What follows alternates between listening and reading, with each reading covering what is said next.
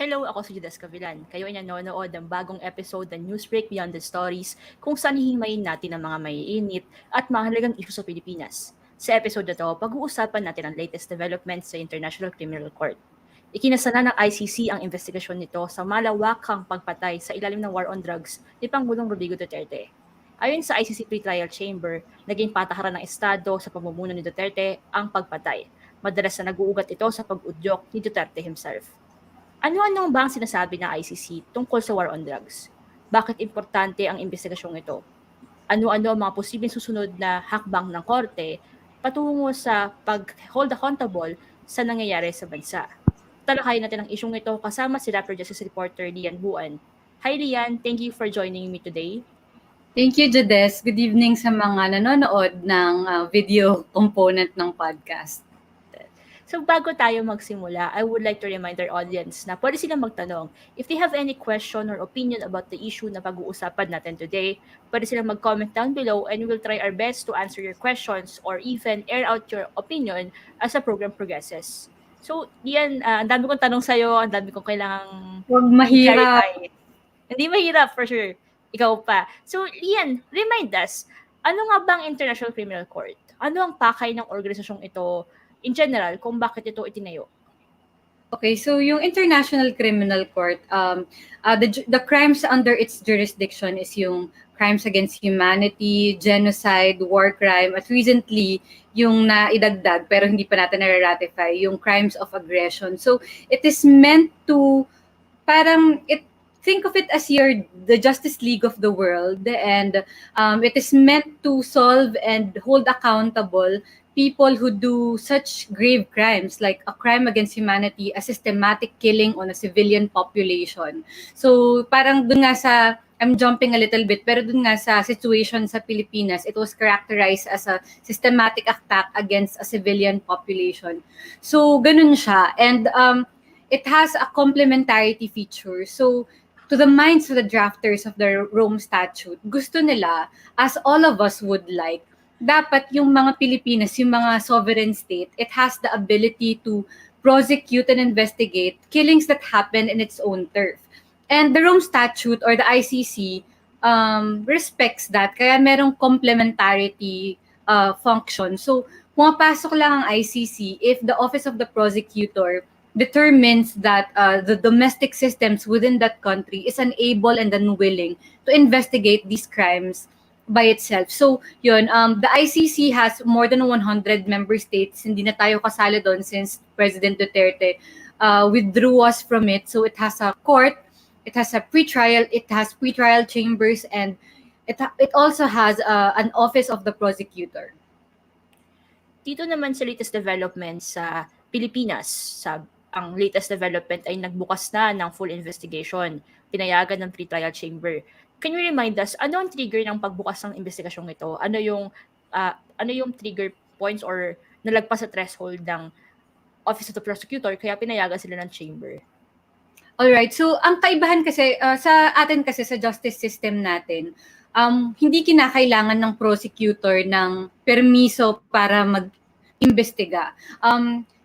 Our prosecutors here, they can motu proprio investigate, as in their own initiative, gusto nilang mag-imbestiga, or a complaint is filed before them, mag-iimbestiga na sila. Sa ICC, it's kind of different kasi for the prosecutor to open an investigation, it had to seek an authorization from the pretrial chamber. Nakaka-authorize lang sa atin last week. So, to that extent, magkaiba yung alam nating prosecution process sa prosecution sa ICC. And I've been told that kaya ganun ay gustong they wanted to prevent a situation where the prosecutor would abuse his or her power na mag-imbestiga. Kasi malaki kasing reputational cost na iniimbestigahan ka para sa isang crime against humanity or war crime. So may malaking implications sa international community. So in order to prevent a situation where the prosecutor would be abusive, ang process sa ICCI, the prosecutor has to seek the authorization from the pretrial chamber to open an investigation. Hindi pa rin siya ganun kataas yung threshold kasi kunyari, ang conviction ay guilty beyond reasonable doubt. That is the highest threshold. Sa atin dito, to charge someone in court, kailangan meron kang probable cause to believe that a charge has to be filed. So, medyo mas bababa pa yun ng konti kasi mag-iimbestiga pa lang, and habang nagpro-progress yung process, tumataas din yung threshold. So we have now entered a higher threshold stage wherein the Office of the Prosecutor will be collecting evidence para malaman sino ba yung ipapa-aresto nila. And that is a higher threshold than what has happened last week. The fact that it has, or the court has higher thresholds, shows na parang may credibility yung ginagawa nila. So compared like kunyari sa local systems natin, hindi sila pwede sabihan na baka parang bara-bara lang yung ginagawa nila. Well, I don't want to compare na parang mas credible sila kasi sa local system natin. Pero in a way, you could look at it like this investigation wouldn't have been opened if it were not for an authorization from the pretrial chamber. So kung sa atin, the prosecutor only can investigate kung kailan niya gusto. Ito, it had to take Prosecutor Bensouda to really justify her request, and it had to take 3 judges to say yes to an investigation.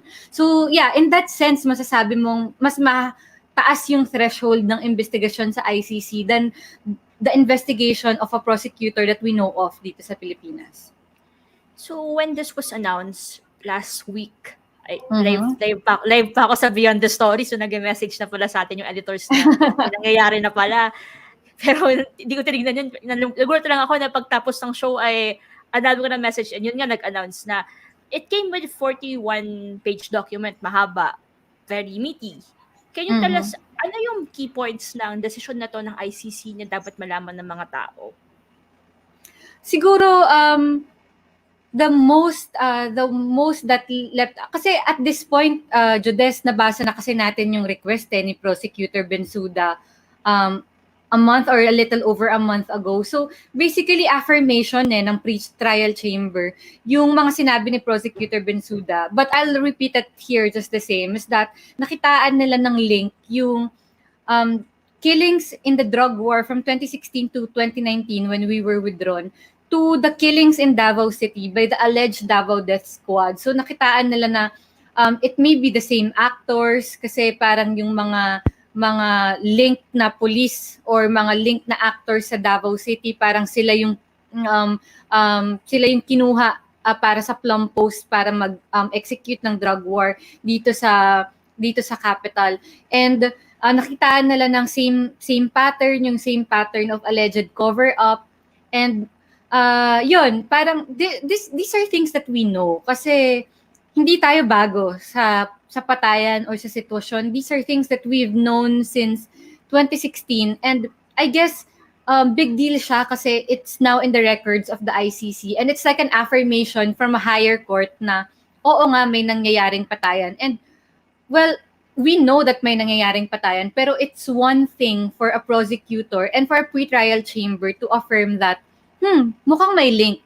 Parang di naman nila sinasabing may link, guilty na, ganun, may probable cause na. Wala pa, sinasabi lang nila na mukhang may link at it merits an investigation by the prosecutor. And one thing also that is significant for me at least is yung it wants to call it a Philippine situation. It doesn't want to prejudge or ayaw na lang i-preempt yung accusation against President Duterte and his government. But President Duterte was mentioned at least, I think, 17 times dun sa authorization ng pretrial chamber. So it's a strong accusation that it's a policy that may have been enabled by him and others named in the report like Senator Bato de la Rosa. I wanted to ask you also sana yung kung ano yung what's striking for you, and you said nga na striking for you is yung hindi nila ginamit ang Philippine situation. Are there other things na dapat ay parang pagtuunan ng pansin ng Pilipinas or ng mga Pilipino pag babasahin nila yung document na dapat nila for you ay interesting or says so much about what's happening here? May nabanggit din doon na based on the information they have gotten so far, hindi yung mga ina-accuse ay hindi lang murder or hindi lang yun, hindi lang murder, meron ding sexual violence na nabanggit yung mga information na nakarating sa kanila. So, ayun, again, these are stories that we've heard of since 2016. So, when you read it, baka isipin mo, hindi na to bago eh. Baka some of the names there, you might already know kasi these are years worth work of human rights advocates who went to the ICC. So in that sense, parang okay siyang basahin ulit to be reminded of the terrible things that happened to Filipinos. But I think, kung ako from my point of view, nagfi-fixate ako dun sa anong mangyayari next. And the pre-trial chamber did say that a policy does not only include the highest levels in power. It's not only going to be President Duterte or Senator De La Rosa. The judges said that it can be local or regional organizations. So, kaya sinulat ko nga dun sa story ako that night is, drug war officials be warned. Kasi kung police ka man, low level ka man, you think hindi ikaw yung target ng ICC, then you are warned because in the authorization, the pre-trial chamber said it can be regional to local level official. Kasi blood is on their hands. Kahit sabihin mong, we have in our many stories na yung pull trigger ay mga police themselves. Police din yung mga hindi nagbibigay ng documents sa mga pamilya. So para siyang malaking sistema na complicit lahat.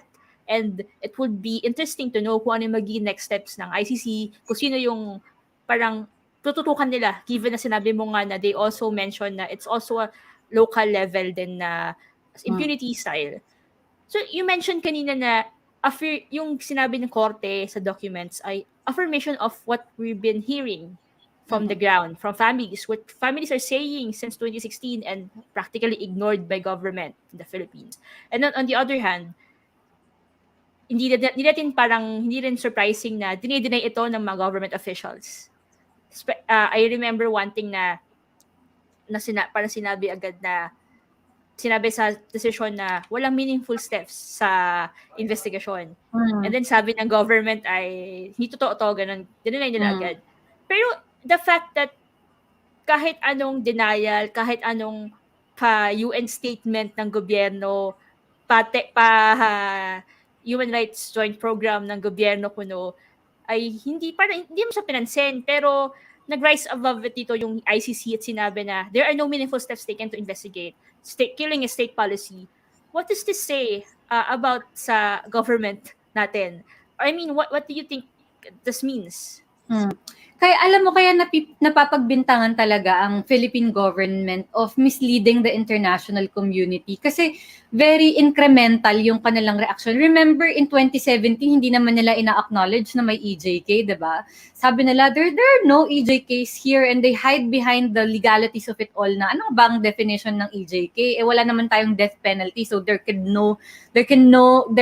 never be an extrajudicial killing because we don't have a judicial killing. So may mga ganun sila, tapos naaalala mo pa ng 2017, sinabi na, how can it be a crime against humanity when drug suspects are not part of humanity? Yung ganun. So, incremental parang 2017, walang EJK. Okay, pumatay kasi addict yan, tumutok ng baril sa mga police, ganun. And in 2018, when the preliminary examination was opened, medyo ganun pa yung tono. And it all changed. I think decisively, it all changed in June 2020 when the Secretary of Justice faced the UN Human Rights Council and said, we are going to review the acts of policemen in the drug war because that basically parang, kasi for all these times na hinahanapan natin sila ng, nasan na yung mga investigations nyo and nasan yung mga prosecutions nyo. The defense has always been, there's a presumption of regularity. Hindi namin pwedeng imbestigahan lahat ng mamamatay because we presume that our policemen did all these things in the proper conduct of their duty. And when the drug war review was opened and they said, the promise, the commitment was they were gonna review every single death in anti-drug operations, parang parang tinapon yung presumption of regularity kasi it was the government saying, okay, wala na tayong presumption, iimbestigahan na namin kayo. But that came just when we were expecting a move from the just when we were expecting a move from the ICC, kaya sila napagbibintangan ng misleading yan kasi avoid nyo lang ang ICC. That's why you want to open a review because you want to say that we are willing and able to investigate it. Tapos, since the opening of the review, nung unang ganda 'di ba? Parang ang ganda ng promise. Tapos February this year sinabi ulit sa UNHRC na half of the cases we've examined, we found lapse of protocol. And then days later, we will find out 300 lang pala yung baseline data nila out of 7,000. So what's half 150? Ang konti nun, di ba? So from then on, nauurot natin sila na parang nasa na yung mga drug war review report nyo, ganyan-ganyan. And then inching closer and closer and closer tong ICC. And yun nga, nag-open na ng investigation. Saka haharap si President Duterte sa UNGA para sabihin, I will hold everyone accountable under the law. Sa UNGA, pero sa SONA niya, hindi nga niya binanggit yung UN Human Rights binida niya yung joint program sa UNGA.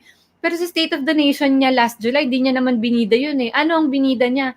Gumawa tayo ng bill o ng batas na magbibigay ng free legal assistance to cops and soldiers who may be charged for conducts that arise from the performance of their duty. So, makikita mo kaya sila pinabibintangan ng misleading kasi parang napaka-reactive. Parang very convenient yung reaction. And they say one thing to the UNGA and then show another thing altogether to the SONA. One thing also na I want to point out is, of course, I'm going to ask you later about the domestic mechanisms of Philippines. Pero the fact that when Menardo Guevara announced that they found irregularities in the operations, they did not stop the war on drugs. Okay, there's a pandemic, so medyo mababa yung mga operations. Pero the killings continued. Even when parang hindi pa nga reported yung marami kasi nga focus sa pandemic or hindi sila galabas sa numbers mismo. Pero they didn't stop. So what does it tell about them na if there are 150 cases na nakita nyo irregularities, hindi lang yan parang unique situation. Hindi lang yan parang, nagkataon lang na itong pulis ito ay hindi pinalo tong ano to. There's something wrong in the system and that should be fixed. Or, di ba, ginagawa mo pang may policy ka and hindi nag-work yung policy mo, what will you do? You stop and recalibrate. Ilang beses na ginawa yan, nag-suspend na, ilang beses sila nag-suspend dahil may napatay na big time individual like Jake Chu, if you remember that. Pero wala pa rin nangyaring changes sa system mismo ng drug war. Marami pa rin namamatay. And since February, I'm sure marami pa rin namamatay yan. It can be, at least according to published data ng government, ay 100 since February. So it says so much about how they treat this drug war panel. Is it really about assessing if the drug war is going beyond the bounds of what a lawful operation should be, or is this just trying to find scapegoats in the forms of local policemen who don't follow the rule per se? So, mamaya ko tanongin yan. Ang dami kong gustong tanongin about Jalian. Pero, balik tayo sa ICC. Kung titignan mo yung buong proseso ng ICC trial investigation, nasaan yung parte ng investigation? Is this, I know, marami nagsabi this is a long way pa, pero is this significant or nasa na siya? Step 2, step 3, or what? It's step 2. Kasi ang step 1 ay preliminary examination which lasted 2018 yun, di ba? Kailan ba tayo 2018 lasted 2.5 years yung preliminary examination. So this is the second step, investigation. The third step would be the issuance of warrants of arrest and summons. The fourth step would be take them into custody, and this is the stage where it will get tricky. Okay, let's assume that kunyari ang ipapa-aresto si official A. Let's assume that official A is arrested or voluntarily surrenders himself.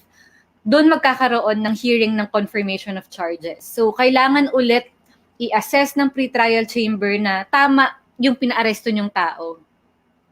Parang ganon. So i-approve ng pretrial chamber yung warrant of arrest, and then kapag they take that person into custody, magkakaroon na muna ulit ng hearing ng confirmation of charges when there's another assessment of tama ba na pina-aresto nyo siya and tama ba na ililitis natin siya, and then they will go to trial.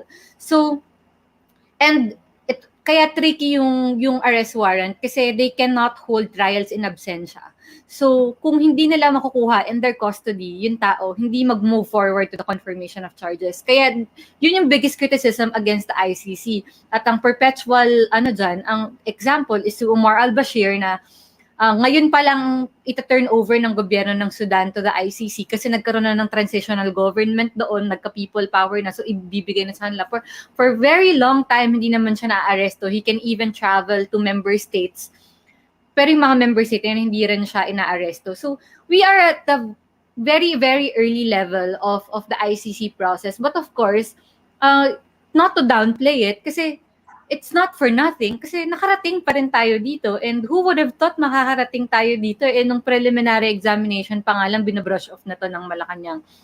And every time and every process meron silang bagong defense. So dati nung preliminary examination, they kept saying there's no that violates complementarity, there's no jurisdiction because our courts are able and willing to do this. Tapos nung pinoblicize ni Prosecutor Bensuda yung request to authorize an investigation, ang sabi ni Harry Roque, parang hindi tayo makikipag-cooperate. Tapos ngayon, yun na, sabi niya parang palagay ko, prediction ko matutulog lang to kasi never naman tayong makikipag-cooperate. So reactive yung reaction. Parang if they really wanted to show the robust justice system, they have all the opportunity to do so. In fact, meron na silang drug war review. And aside from stopping the drug war, which will satisfy, I guess, some of the critics of the drug war, the simple proof would be, nasan yung complaint that arose out of the drug war review? Siguro simple lang naman yun, di ba? Na parang, ito na, complaint na, kakasuhan na namin si ganito, si ganyan. Wala pa nga yun eh. And we don't even know the full extent of the report. We just know there are two reports. We just know that the first report says there were lapse of protocols. In how many cases? Ilan ba talaga yung pinag-aralan nyo? Hindi nga sinasabi ng diretso eh. Parang piece in the puzzle itong ginagawa natin for a whole year. So, yun, na parang they want to show that the justice system is robust. They have a perfect opportunity to do so, which is to show concrete result of the review. Pero sabi nga ni Justice Secretary Menardo Guevara kanina, konting pasensya lang daw. Meron tayong, bago tayo mag-move on into another part of the interview, meron tayong tanong from our audience sa Facebook. Sabi ni George Wong, I'm not sure if you can answer this, pero baka may idea ka diyan. Kung sakaling dumating na yung mga ahente ng ICC at deserve yung warrant, kung magkaroon ng warrant or summons, is it legal and constitutional na gamitin ni Duterte ang militar at pulisya para pigilan ang mga tao na to inside their country?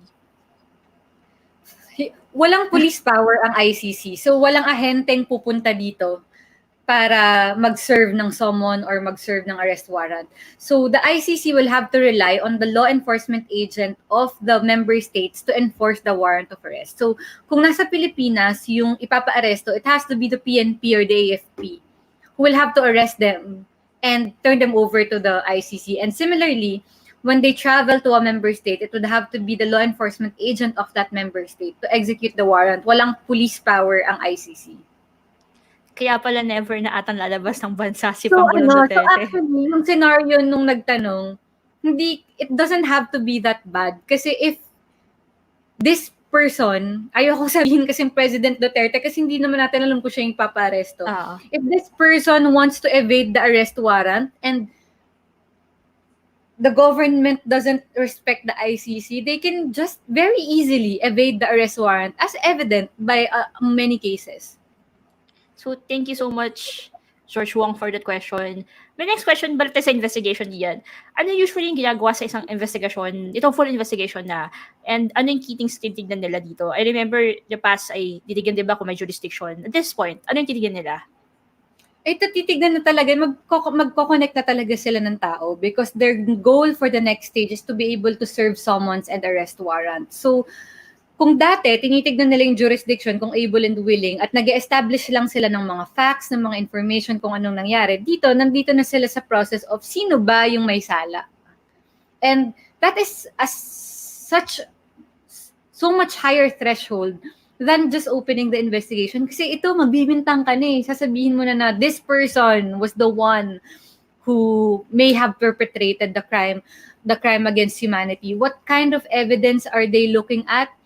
Di natin alam kung ano yung strategy ng OTP. Maybe they'll be careful next time. For example, I'll give you an example. Sa Congo, pinaaresto ng Congo ang isang alleged official ng rebel group na inaakusahan nila. So, nabigyan siya ng arrest warrant, pero nung meron ng confirmation of charges hearing, hindi kinonfirm yung charges sa kanya ng ICC because the ICC said that even though sabihin na nating official siya nung rebel group, there were no suggestion that he had the power or authority over the commanders and soldiers on the ground who did the crime. So, ganun na yung klaseng ebidensya na titignan nila. So, yung sinasabi na the public statements of the president, 'di ba, ilang beses yung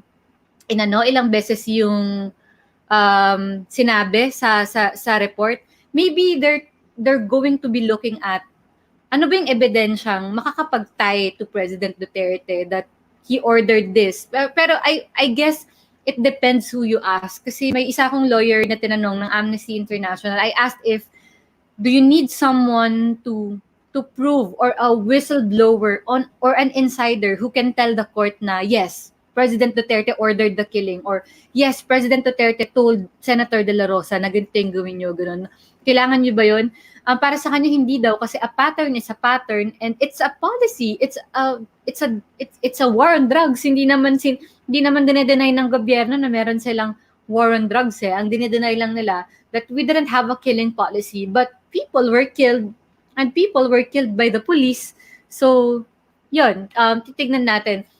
So, yeah, I mean, I don't know what kind of, kung anong magiging strategy ng OTP kasi may isa ring kaso na kaya nila na-pin down yung isang official is because meron silang mga video na yung official talaga ay bumarel. So, that is a smoking gun, di ba? Na parang, meron ba tayong ganon? Meron ba tayong makukuhang ganon? Hindi natin alam, but I'm sure that siguro, maybe jumping the gun from your question, they do not need to go here to find those evidence.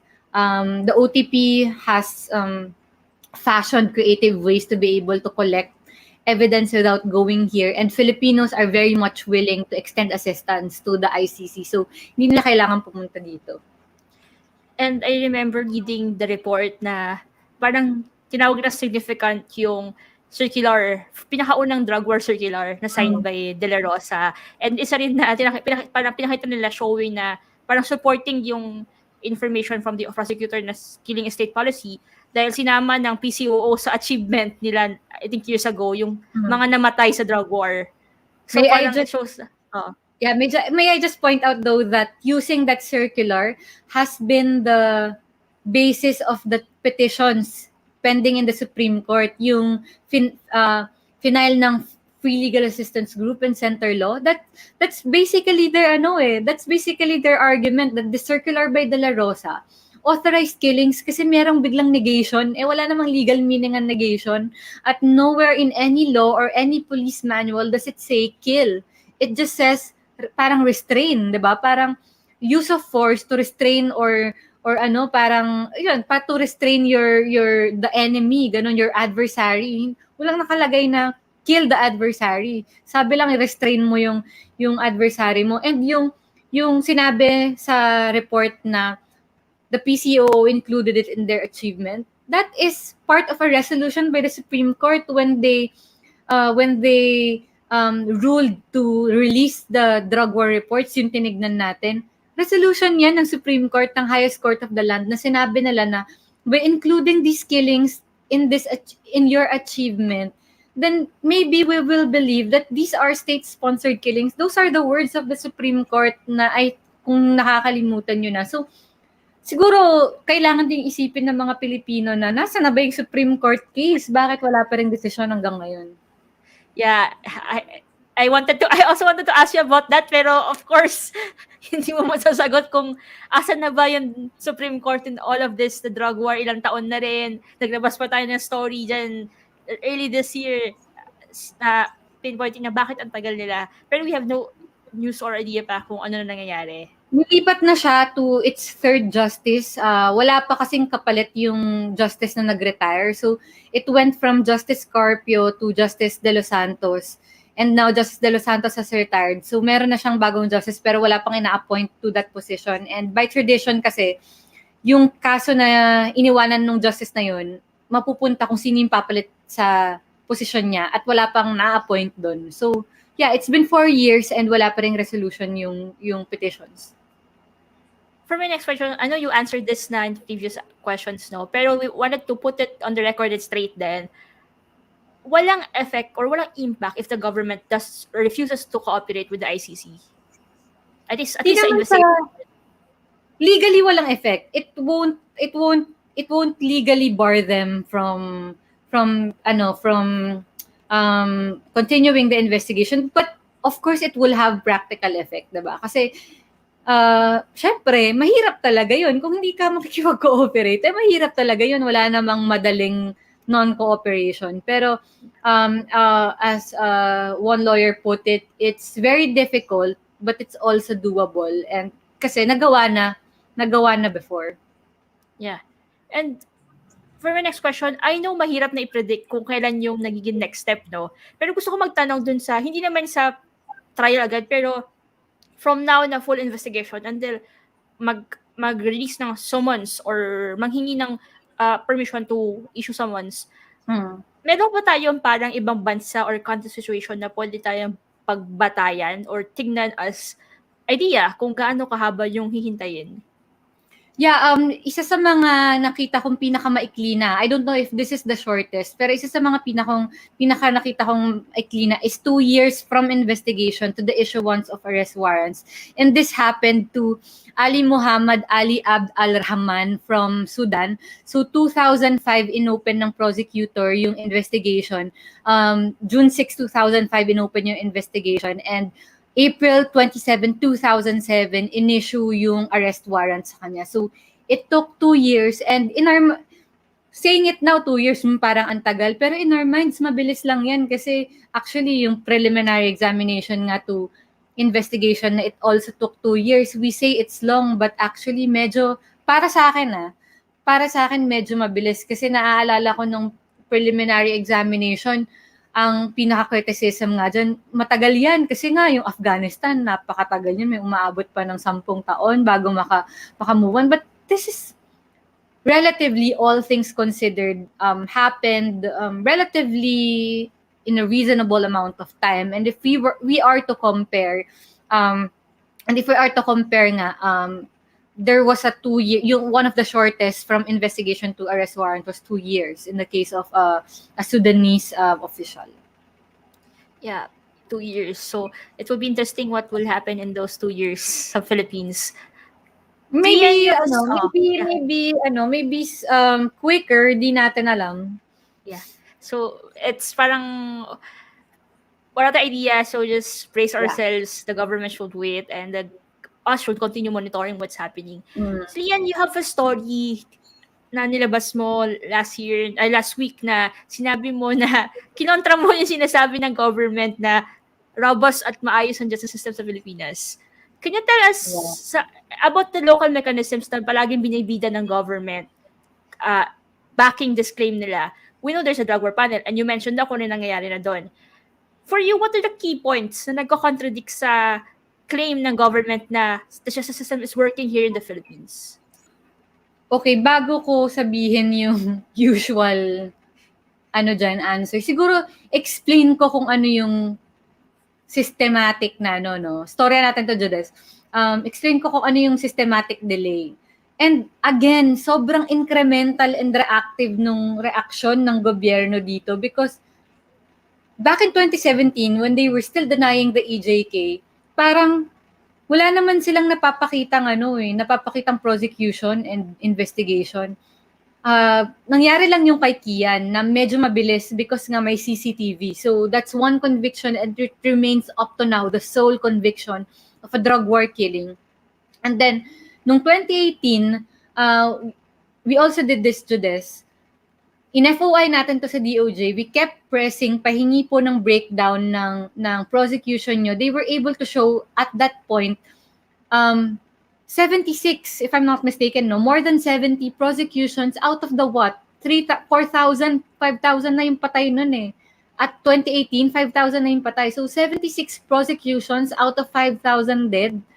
Sobrang konti. At bakit ganun? Kasi nga may presumption of regularity. So let's say, in those 5,000 killed, 4,000 doon sinabi, we presume the regularity of the police. But lawyers have always argued that when there's a dead body, yung nanlaban is a matter of a legal defense. So, hindi mo siya pwedeng i-presume. Dapat siyang patunayan in a court trial. So, the question has always been, bakit hindi nakakarating sa trial? And if nanlaban nga talaga, let the judge say that. Now, napanood ko sa isang interview ni Secretary Guevara, ayaw niya kasing magpa-interview sa akin. Pero napanood ko sa isang interview niya, sinasabi niya na meaningful justice system is also not putting someone through prosecution kung wala naman siyang kasalanan. Kasi 'di ba parang justice is when you convict the nagkasala and acquit the innocent. Hindi rin naman justice kung nag-convict ka ng innocent. And I agree. Pero paano mo malalaman kung hindi mo titignan? That's always been my question, 'di ba? Na parang paano mo malalaman na wala siyang kasalanan kung hindi mo man lang tinignan? At the prosecution level, meron namang PNP legal, meron namang PAW for indigent policemen, at ngayon nga meron pang free legal assistance na pinupusya kanila sa Congress. So imbestigahan natin lahat. And yun nga, to moving forward, yung systematic, parang sasabihin, magkaso, napakahirap namang magkaso. Kukuha ka pa lang ng blotter sa police, ng police report, papahirapan ka na. Kukuha ka ng autopsy, papahirapan ka na.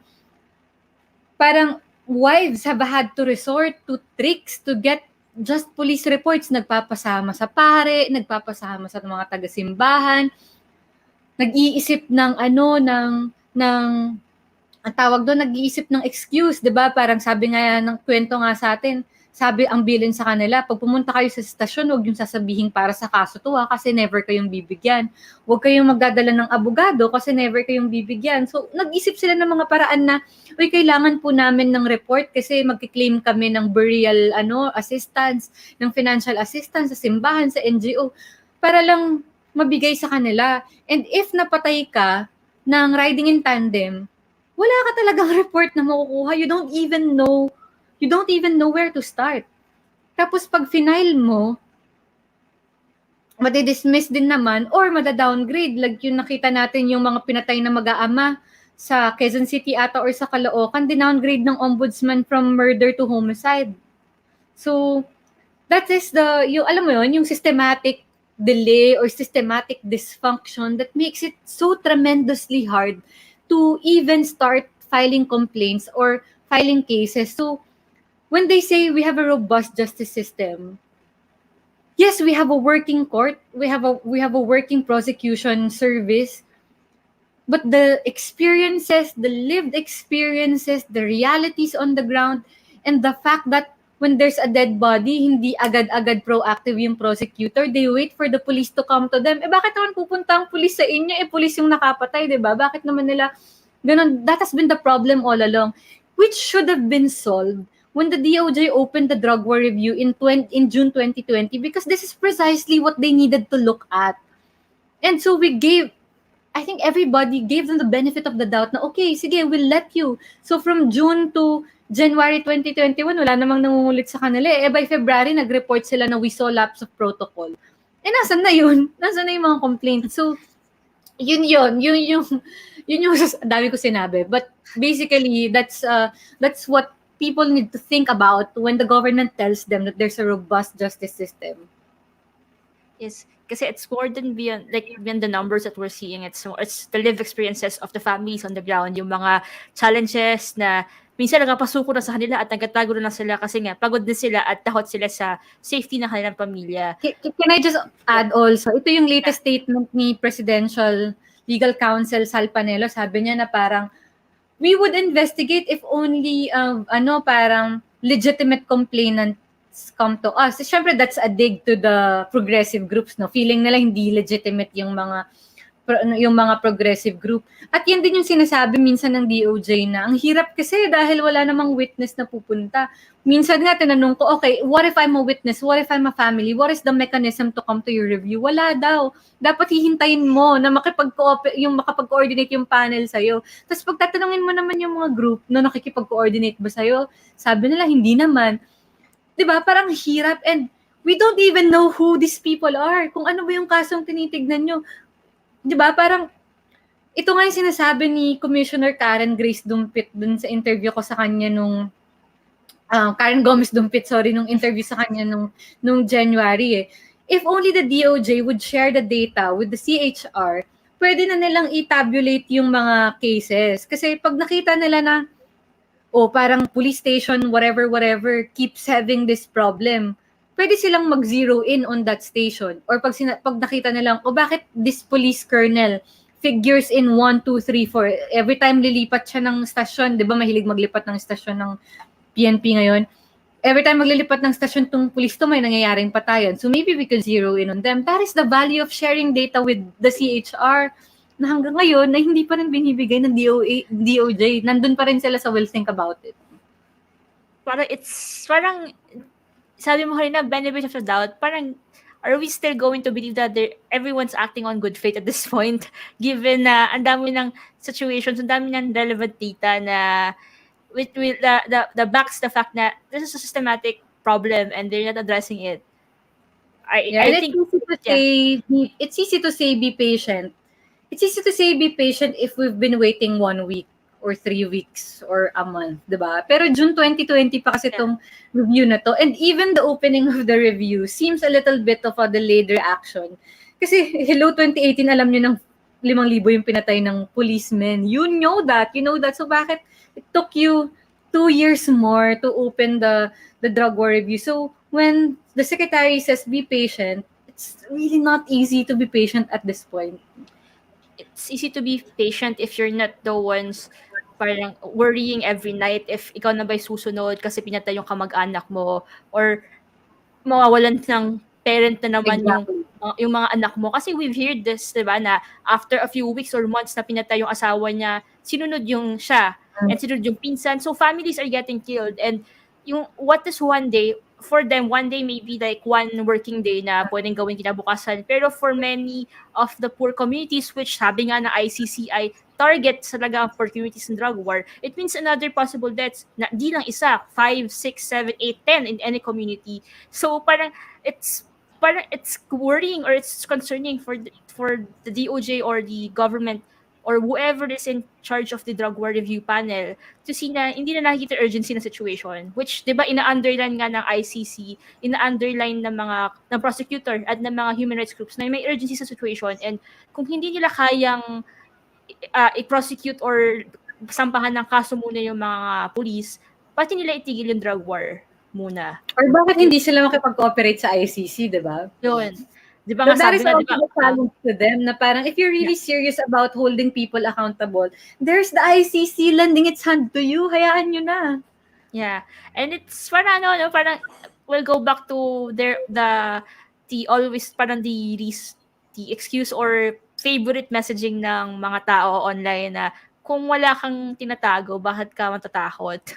But just balik sa kanila pero hindi nila masagot yun. So, yan for my next question. In the context of ginagalawan natin ngayon, why is this investigation ng ICC crucial at this point in time?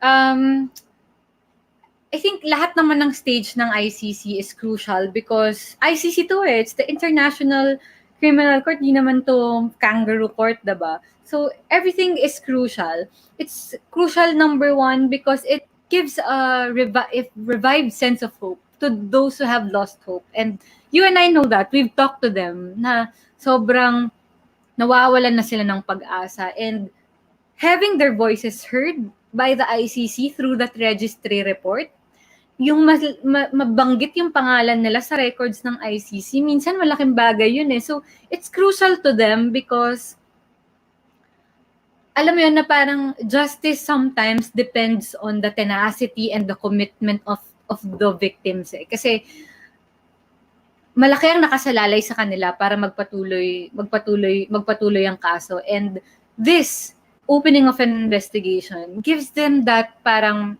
bagong lease of hope na okay, let's continue cooperating. Marami sa kanila, Judes, alam natin, nasa shelter or being protected, 'di ba? Parang nagtatago. They can't live their normal life kasi there are so many threats. So imagine having to ask them, kaya mo pa ba dito sa shelter natin 1 more year, 6 more months, 4 more months? Ang hirap nun. Pero because there's a positive development, at least meron kang masasabing, oh, merong nangyayari. So just kapit lang. And I guess another thing, and I may be too political in saying this, but it comes in such a crucial time when there's an election season coming up. And I think there should be an election agenda. It should be a main part of the election conversation. Human rights, killings, accountability, justice, and rule of law should be main points of the election conversation. So when people go to polls in May in 2022, ang iisipin nila ay, sino ba yung iboboto ko na titigil sa patayan at i-hold accountable yung mga pumatay sa mga libo-libong Pilipino? Yeah. And connected to that point, sabi ng ating audience sa Steak Buniaw, given nga na the ICC has no police power and it will depend on the local police, a new leadership will play an important role in achieving justice for the EJK victims. So, agree ako sa sinabi mo, Lian, na dapat election agenda siya, which parang at least into 2019, nakita natin, hindi siya malaking election agenda kasi alam natin yung mga nanalo in 2019. So, hopefully in 2022, around maging important election issue siya kasi, of course, there's the ICC and beyond the ICC, yung mga victims na naghihintayin ng hustisya. So, related pa rin din sa answer mo sa question ko, Lian. For my last question, what can the public do now? Given that, sabi mo 2 years nga yung hihintayin or possible based on other situations in other countries and yung sa panel ay wala nangyayari pa, what can they do na the public, the ones who want to help the victims, who want to at least make the impunity in the Philippines known? Hirap, no? Wala. Una, register to vote. Then, vote for the right people in 2022. Alam mo, sobrang hirap talaga ng tanong na yan eh. Pero, siguro it starts with, join the conversation because these are our leaders, they're still politicians, they're still beholden to our vote and to our confidence and our trust. And if they see that we care that that wala nang papatayin, we care that we respect human rights, we care that there's rule of law, mapapasunod mo naman yung mga yan eh, kasi beholden naman yan sa confidence and trust nating mga botante. Pero for so long, parang hindi rin naman natin masyadong pinakailaman para ang nangyari, minority voice, yung mga lumalaban sa human rights and lumalaban para sa human rights and lumalaban against killing. So maybe we should start there. We should start by framing the conversation better. Hindi dapat yung framing ng conversation, deserve niya bang mamatay dahil addict siya? Number 1, walang deserve na mamatay ng walang due process. Wala nga tayong death penalty, so walang deserve mamatay, period. No? So, i-frame natin the issue of drugs as a health issue, and frame the issue of drugs as a poverty issue also, na parang bakit ba nag-a-addict yung mga ibang tao? Kasi wala naman silang makain, there's no other resort, and that's not to defend drug addicts and drug pushers, but we need to look at it from that point and frame the conversation from that point. And if we are to be so lusted by blood, then our bloodlust should be directed at the big time pushers, big time suppliers. Sino ba yung nagpapasok dito? Sino ba yung mga nag-smuggle ng drugs dito? Has anyone ever been held accountable for the large amounts of drugs smuggled to our country? Wala pa. Where's Peter Lim? They don't even know, diba? Nasa na yung mga Chinese na implicated dun sa customs smuggled issue? Sinong nakakulong? Pilipino, si Mark Taguba, yung broker. Nasa na yung mga foreign nationals na charged with him, diba? Parang Have they been arrested? We don't know. So frame the conversation on that and let the leaders know and let those running for positions know that this is something we really care about. Yes, and speaking of conversations, our audience, viewers, listeners, you can join the conversation online. You can also join Rappler's Facebook group na kung saan pinag-uusapan natin yung mga issue nito. There's the Rappler Room. You can find it on Facebook para sumali kayo para makasama sa discussion about any issue in the Philippines, especially including this drug war issue and the quest for justice for the families. And nasabi nga kanina, importante ang election na to. Sumali rin kayo sa PH Vote Room sa Facebook kung saan pinag-uusapan naman natin yung mga different issues about the elections. Lalo na in less than 2 weeks, mag-file na ng COC yung mga kandidato. And so far, at least 3 na yung presidente na nagsabi na tatakbo sila. So, it's important that at this point, isama na sa election agenda itong killings and justice and the lack of it for the families. And thank you so much, Lian, for joining me today. And alam ko, napakamarubdo nitong issue na to at lagi natin pinag-uusapan to over the years na. Pero sabi mo kanina, dapat palagi siyang pinag-uusapan at hindi mawawala sa dominant discourse sa Pilipinas ngayon. Kasi if wala na to, hindi lang tayo nagpag-usap about, it's not about just one family, 5 families, but this is generations of children who will grow up without parents, without their loved ones who will grow up na magiging isipin nila pagpatay ay normal na sa Pilipinas, which should not be the case. Thank you, Judas. And if I may promote, if you want to know more about the ICC process, I think I have had 2 episodes now with international human rights lawyers on my podcast, the Law of Duterte Land podcast. So hanapin nyo lang dun yung ICC episodes. There are a lot. The most recent before yung kaka-upload lang is also about the ICC. And if you have any question about the justice system or the ICC, i-tweet nyo na si Lian sa @LianBuwan sa Twitter.